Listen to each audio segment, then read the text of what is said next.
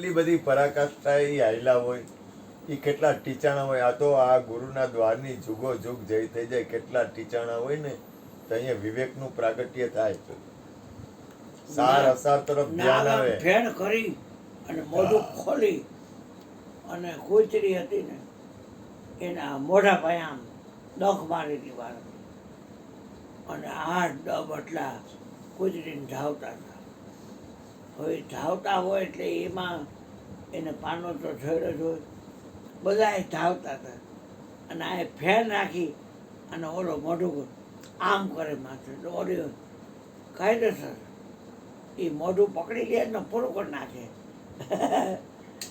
ફેસબુકમાં આવ્યું હતું એ જઈ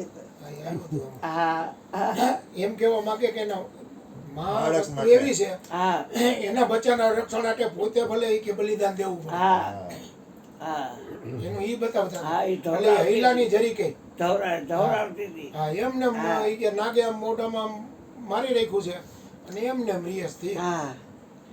હવે કીધું આ જો તો કરે જીવન છે ને, જીવન પણ ઈશ્વર જ કહેવાય. એટલા બટલા ધાવતા હતા, કેટલા બધા હતા, ઘણા હતા, ફરતી હતા. આ તમે વિચાર તો કરો, કેટલો બધો સંસાર કઠિન છે. આ સંસારના ચક્કર કેવડા ખતરનાક અને કેટલા કઠિન છે. એમાંથી આપણને આત્મકલ્યાણની સ્થિતિ આવી. આપણને આત્મા પરમાત્માની વાત આપણે વિચાર તો કરો. હું જેમ કહું હું એટલે કાંઈ નહીં, એમ હું જેમ કહું છું હું એટલે કાંઈ નહીં, એની બદલે આપણે આત્મા પરમાત્માની અંદરની સ્થિતિની વાત કરી હગી. આપણે એમાં સત્સંગના સમયે એમાં સ્થિત બની હગી. માણસને સમય નથી.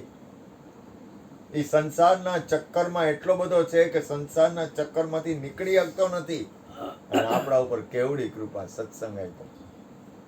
કેટલી બધી અસીમ કૃપા હોય ને, અસીમ કૃપા, અનંત જન્મોના પુણ્ય હોય ને, ત્યારે તમને આ વસ્તુ છે ને, એમાંય વિવેક પ્રાપ્ત થવો. અભિમાન તો કરતા ગમે ત્યારે આવી જાય, પણ એમાંય વિવેક આવવો ને, એટલે મારા બાપ, હું તો ગુરુના દ્વારનો.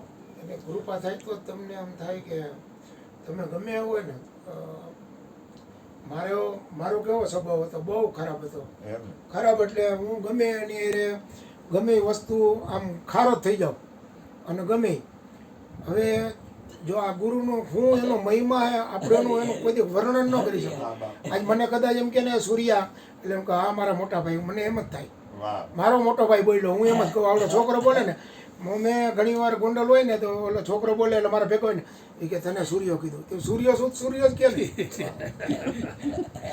પણ એ કે તારાથી કેવડો નાનો હે, એ તને લાગે નાનો, મારાથી તો ક્યાંય મોટો હોય. આ ગુરુની કૃપા થાય.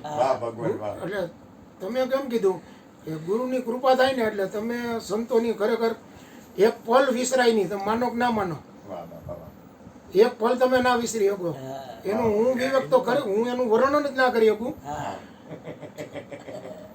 મને હું અત્યારે મારી ઘરે બોલતા હોય ને, હું ઘરે જ કાંઈ બોલતો નથી, કોઈ ચર્ચા નહીં, કારણ કે એ સમજે નહીં, કોઈને સમજાવાય એ નહીં.